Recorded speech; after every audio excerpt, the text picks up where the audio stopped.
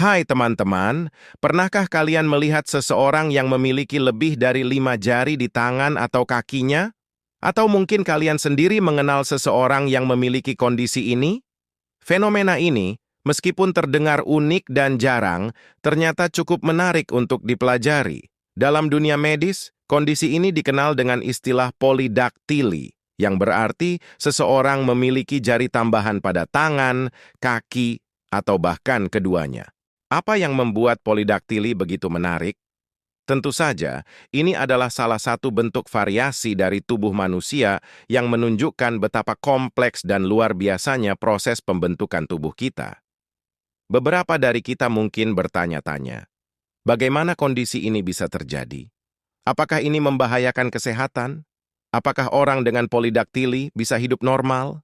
Di sisi lain, fenomena ini juga sering memunculkan berbagai mitos, pandangan budaya, bahkan stigma di masyarakat.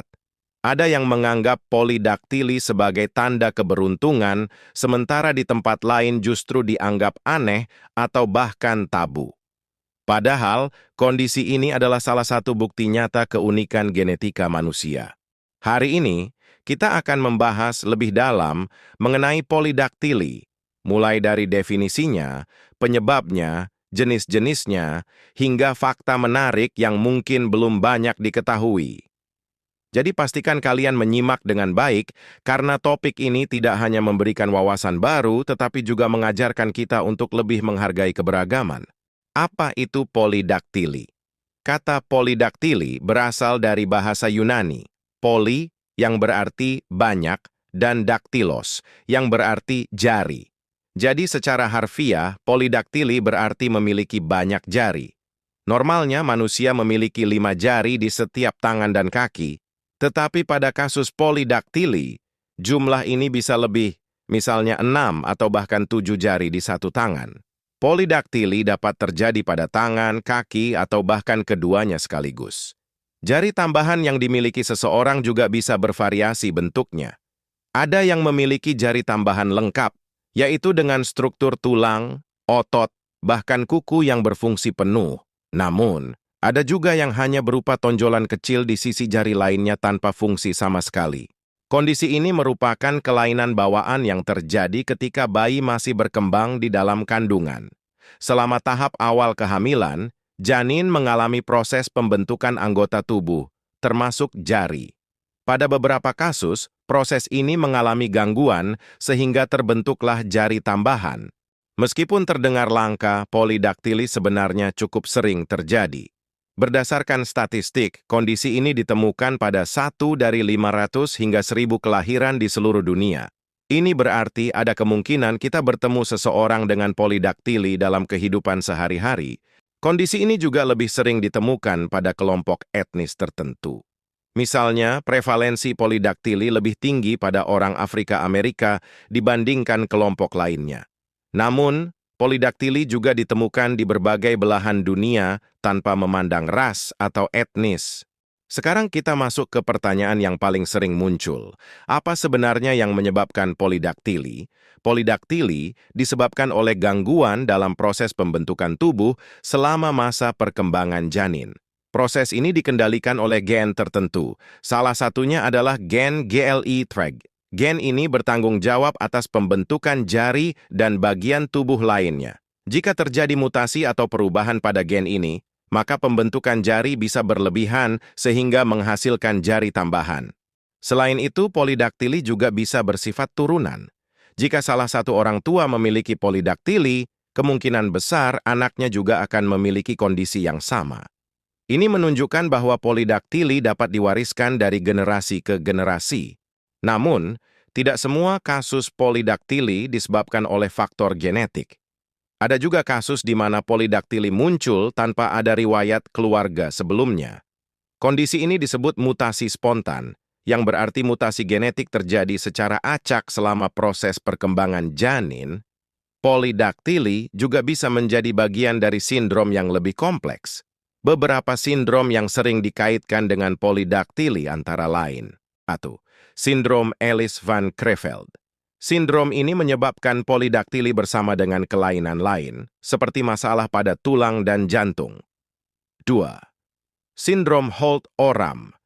Pada sindrom ini, polidaktili disertai kelainan pada struktur tulang lengan dan masalah pada jantung. 3. Sindrom Bardet-Biedl. Sindrom ini melibatkan polidaktili, obesitas, dan masalah penglihatan.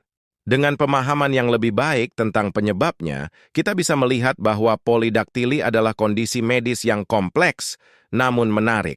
Polidaktili dibagi menjadi 3 jenis utama berdasarkan lokasi jari tambahan. Preaksial polidaktili. Jari tambahan muncul di sisi ibu jari, di tangan, atau jempol kaki. Jenis ini relatif jarang ditemukan. 2. Postaksial polidaktili. Jari tambahan muncul di sisi kelingking, di tangan, atau jari terkecil kaki. Ini adalah jenis polidaktili yang paling umum. 3. Sentral polidaktili. Jari tambahan muncul di antara jari-jari tengah tangan atau kaki. Jenis ini sangat langka dan biasanya berhubungan dengan sindrom lain. Menariknya, bentuk jari tambahan ini juga bisa memengaruhi cara seseorang beradaptasi dalam kehidupan sehari-hari, tergantung pada fungsi dan lokasi jari tersebut. Lalu apakah polidaktili berbahaya? Polidaktili pada umumnya tidak berbahaya. Banyak orang yang memiliki jari tambahan hidup normal dan tidak mengalami gangguan kesehatan. Namun, dalam beberapa kasus, jari tambahan bisa menimbulkan masalah tertentu, seperti kesulitan fisik. Misalnya, memakai sepatu jika jari tambahan berada di kaki, atau menggunakan alat tertentu seperti sarung tangan jika jari tambahan berada di tangan. Gangguan estetika. Beberapa orang merasa tidak percaya diri dengan keberadaan jari tambahan yang tampak berbeda. Jika jari tambahan tidak memiliki fungsi atau mengganggu aktivitas sehari-hari, operasi pengangkatan bisa dilakukan.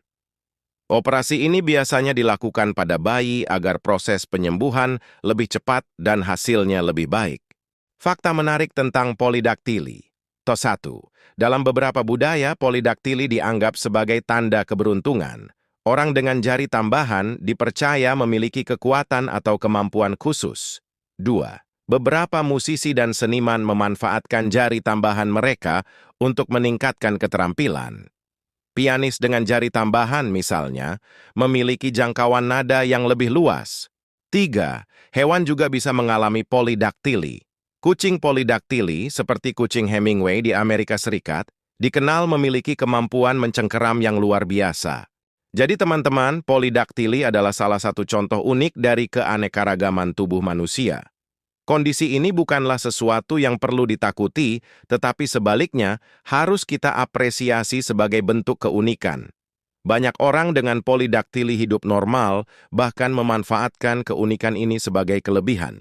Dengan memahami polidaktili, kita juga belajar untuk lebih menerima perbedaan dan menghargai keragaman yang ada di sekitar kita. Semoga informasi ini bermanfaat dan bisa menambah wawasan kita semua. Sangat pantas kiranya kamu like dan subscribe video ini, lalu share kepada teman-temanmu. Terima kasih telah menonton. Sampai jumpa di pembahasan berikutnya. See you.